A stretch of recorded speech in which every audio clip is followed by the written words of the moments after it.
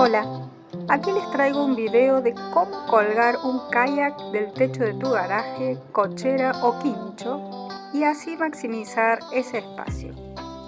Para ello se necesita un soporte para colgar kayak o bicicleta que se muestra todo detallado en esta primera parte. Recomiendo adquirir el reforzado ya que soporta hasta 45 kilogramos.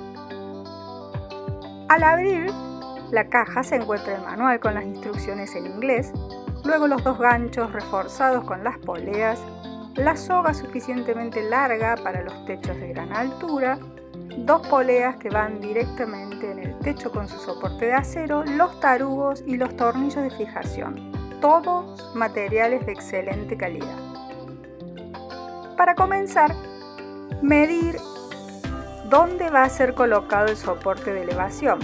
Esto dependerá de cada bicicleta o kayak para que la carga sea equitativa para cada soporte. Presentar los soportes de elevación y marcar el sitio donde se realizarán las perforaciones. Con una mecha del 8 realizar las perforaciones en el techo.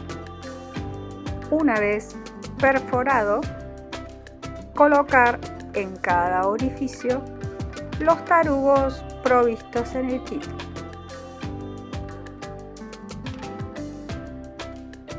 Pasar la soga a través del orificio cuadrado del soporte de elevación y hacer un nudo doble en el extremo de la cuerda para que quede entre el techo y el conjunto de elevación.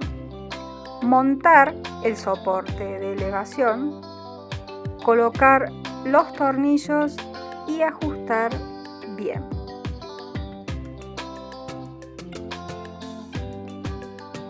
Este primer soporte es el de fijación.